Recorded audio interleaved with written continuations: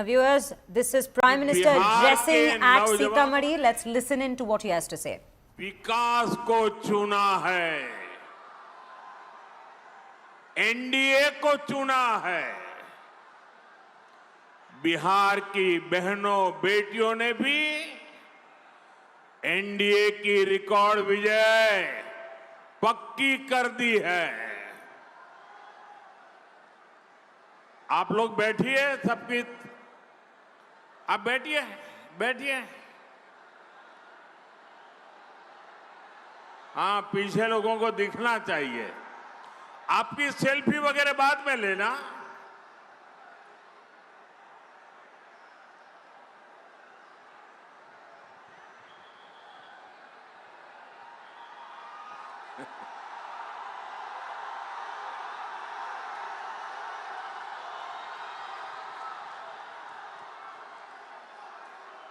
यहां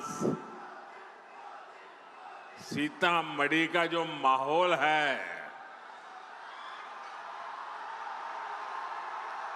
आपका ये जो प्यार है और इतना उमंग उत्साह है, दुनिया की किसी भी ताकत से बड़ी ताकत होती है जनता जनार्दन का आशीर्वाद। इससे बड़ी कोई ताकत नहीं होती है। और हम आज सीतामढ़ी में जो माहौल देख रहे हैं, दिल को छूने वाला है, दिल को छूने वाला है। और ये माहौल भी यही कह रहा है, ये माहौल भी इस बात का संदेश दे रहा है, ये माहौल भी उस संकल्प का परिचय करा रहा है, नहीं चाहिए कट्टा सरकार, नहीं चाहिए कट्टा सरकार। फिर एक बार, फिर एक बार, फिर एक बार, नहीं चाहिए, नहीं चाहिए, नहीं चाहिए, नहीं चाहिए। फिर एक बार, फिर एक बार, फिर एक बार। साथियों, आपने तो कई लोगों की नींद हराम कर दी। आप नीचे बैठिए भाई, आप बैठिए नीचे। आप फोटो लाए हैं, मैं आपका बहुत आभारी हूं। यहां पार्टी कार्यालय में दे देना। आप लोगों ने ये 3 मिनट में अच्छों की नींद उड़ा दी है जी।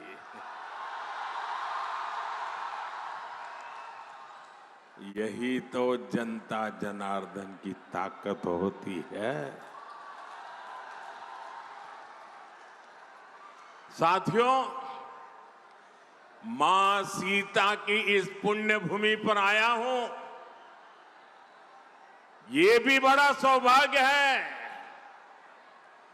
और मुझे 5-6 साल पहले का आज का ही दिन याद आता है। आपको भी याद आ जाएगा। वो तारीख थी 8 नवंबर 2019। याद कीजिए, 8 नवंबर 2019 माता सीता की इस धरती पर मैं आया था। और यहां से अगले दिन मुझे सुबह सुबह पंजाब में करतारपुर साहब कॉरिडोर के लोकार्पण के लिए निकलना था। और अगले ही दिन सुप्रीम कोर्ट में अयोध्या पर फैसला भी आना था।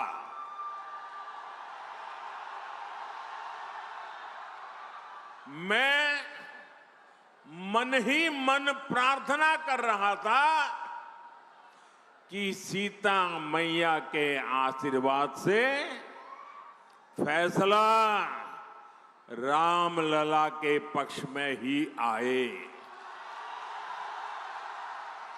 मैं लगातार प्रार्थना कर रहा था।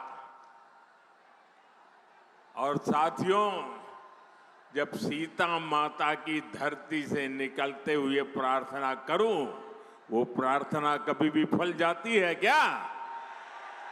इस धरती की ताकत है कि नहीं है?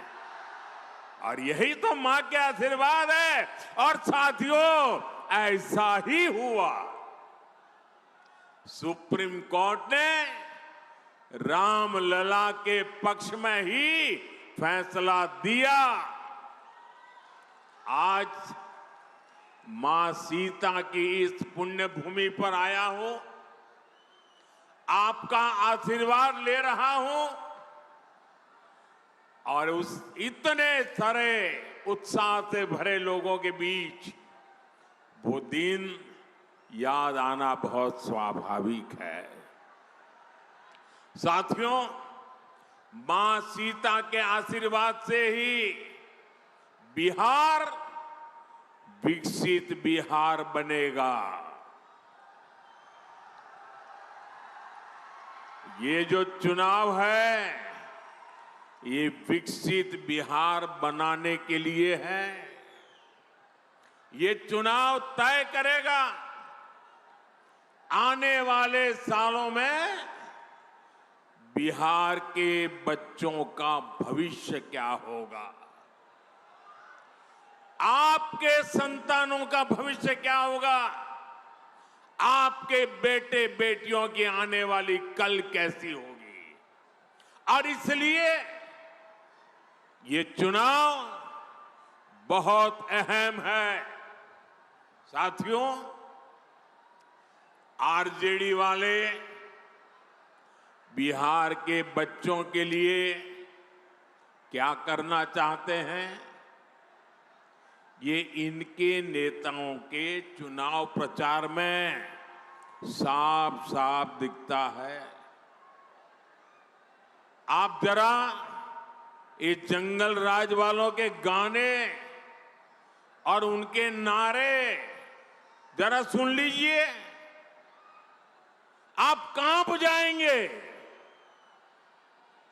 क्या बोलते हैं, क्या सोचते हैं। आरजेडी के मंचों पर मासूम बच्चों से कहलवाया जा रहा है। क्या कहलवाया जा रहा है?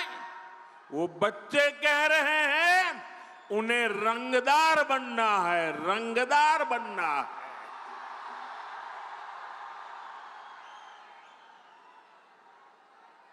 आप मुझे बताइए, बिहार का बच्चा रंगदार बनना चाहिए या डॉक्टर बनना चाहिए?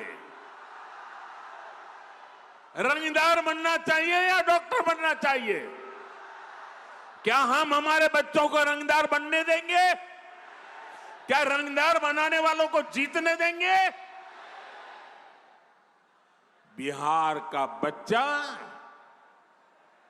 रंगदार नहीं बन सकता। अब हमारा बच्चा इंजीनियर बनेगा, डॉक्टर बनेगा, एडवोकेट बनेगा, अदालत में जज बनेगा।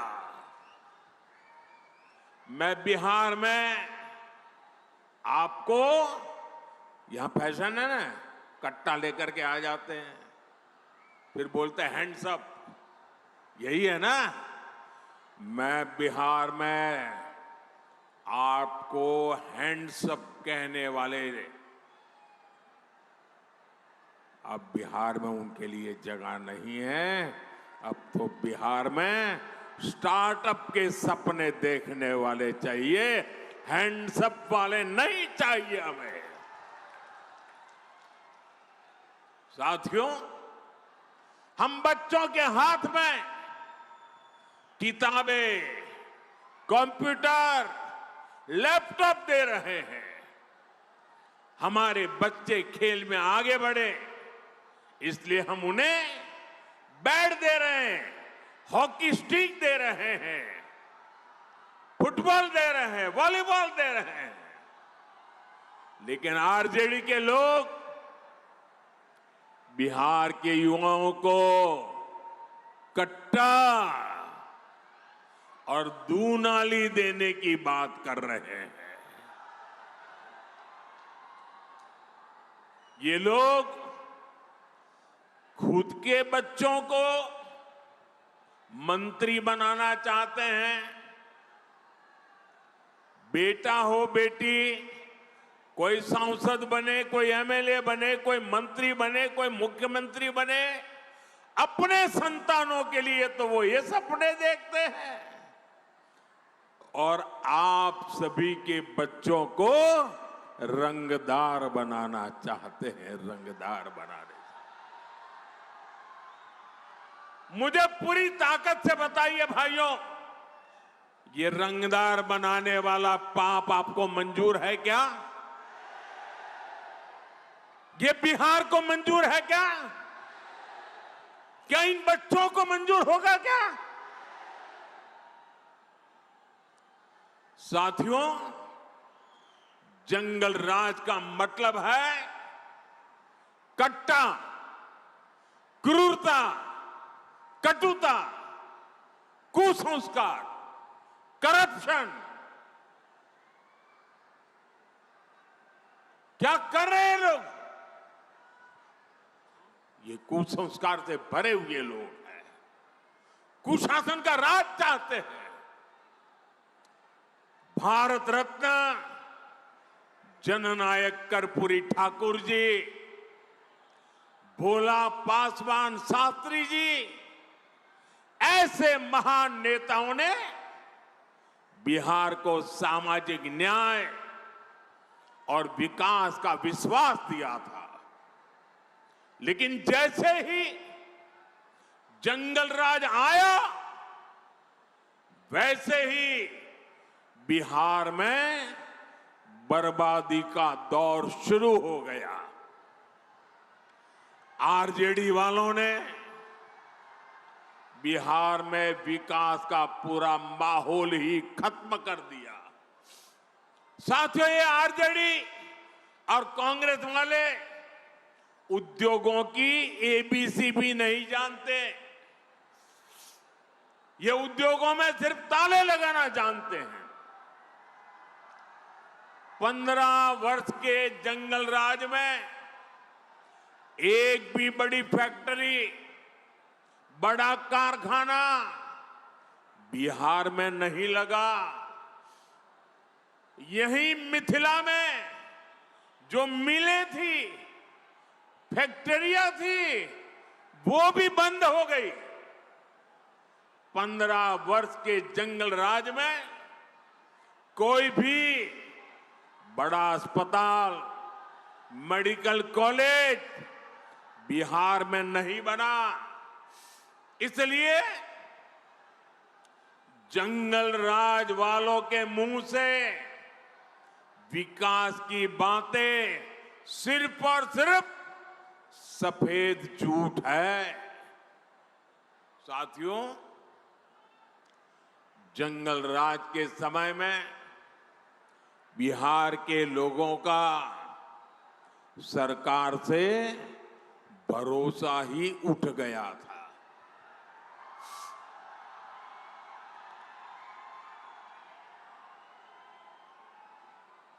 उठ गया था कि नहीं उठ गया था? भरोसा उठ गया था कि नहीं उठ गया था? कोई भरोसा बचा था?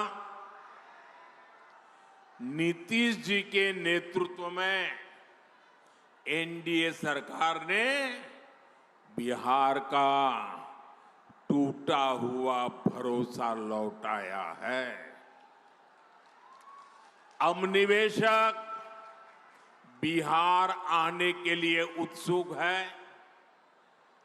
यहां अच्छी सड़कें बन रही हैं, रेल और हवाई कनेक्टिविटी बेहतर हो गई है, बिजली के नए नए कारखाने बन रहे हैं।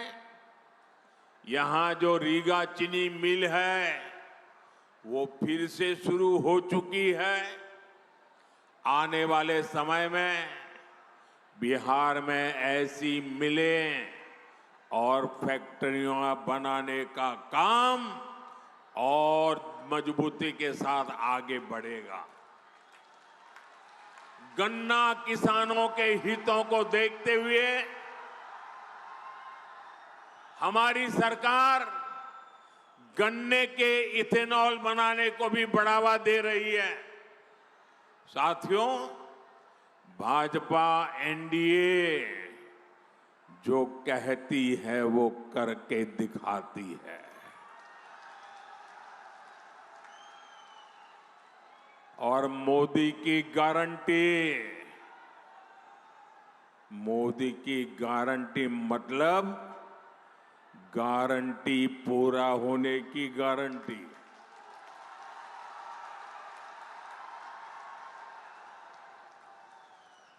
बिहार की समृद्धि का बहुत बड़ा आधार आत्मनिर्भर भारत अभियान भी है। मोदी देश को दुनिया की फैक्ट्री, बहुत बड़ा मैन्युफैक्चरिंग हब बनाने में जुटा है। ये तभी हो सकता है जब बिहार में खेती से जुड़े उद्योग लगे, बिहार में पर्यटन का विस्तार हो, यहां टेक्नोलॉजी से जुड़े उद्यम लगे, मैन्युफैक्चरिंग पर ज्यादा से ज्यादा निवेश हो। आने वाले सालों में हम इस काम को और तेजी से करने वाले हैं। मैं इसका रास्ता एनडीए ने अपने घोषणा में भी बताया है, घोषणा पत्र में बता करके रखा हुआ है। साथियों, यहां के हमारे नौजवानों में, हमारी बहनों में अद्भुत सामर्थ्य है और मोदी आपके श्रम, आपका सामर्थ्य, आपकी कला का ब्रांड एम्बेसडर है।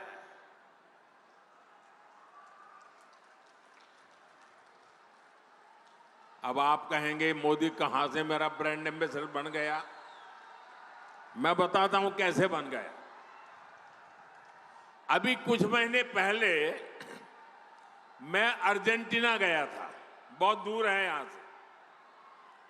वहां के जो उपराष्ट्रपति हैं, उनको मैंने यहां की बहनों की बनाई मधुबनी पेंटिंग भेंट की थी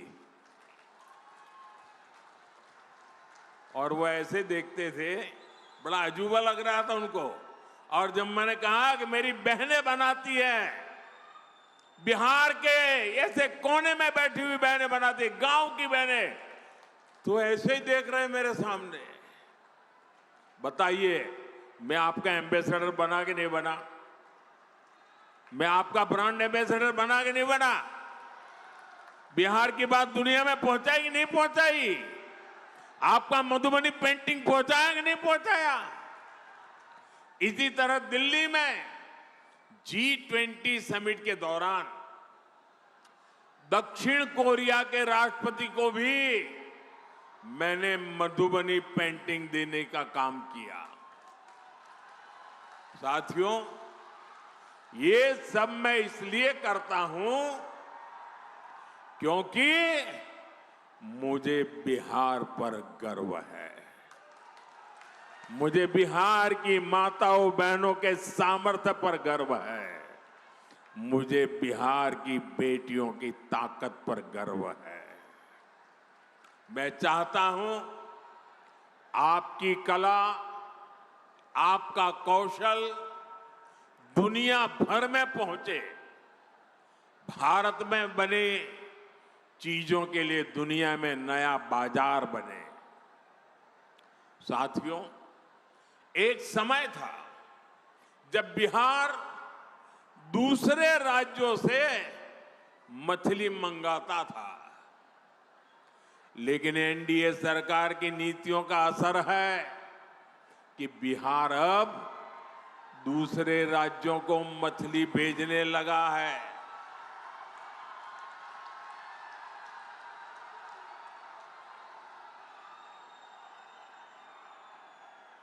और ये हमारे मछली के क्षेत्र में काम करने वालों की ताकत देखिए।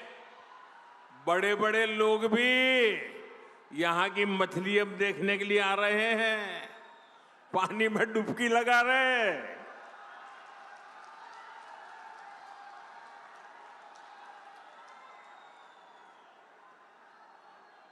किसी ने मुझे कहा कुछ लोग बिहार की चुनाव में डूबने की प्रैक्टिस कर रहे हैं। साथियों, जैसे मछली के क्षेत्र में बिहार के लोगों ने बड़ी कमाल की है, सरकार ने और बिहार के हमारे मछुआरे भाई बहनों ने मिलकर के एक नया क्षेत्र खोल दिया है। अब इसी तरह हम मखाने को दुनिया के कोने कोने तक पहुंचाना चाहते हैं। बिहार का मखाना दुनिया के घर घर तक पहुंचेगा तो फायदा छोटे किसानों को होगा। साथियों, ये माता सीता की धरती है। नारी शक्ति का सामर्थ्य कैसे एक परिवार को, पूरे समाज को ताकत देता है, ये धरती उसकी साक्षी रही है। हमारी एनडीए सरकार भी महिला सशक्तिकरण के मंत्र के साथ आगे बढ़ रही है। और मेरी सभी नौजवानों से प्रार्थना है, साथियों, जगह है नहीं, आप कृपा करके जहां है वहीं रुक जाइए। मेरे नौजवान साथियों, अरे ये पैंडल में जगह हो ना हो, मोदी के दिल में आपके लिए भरपूर जगह है।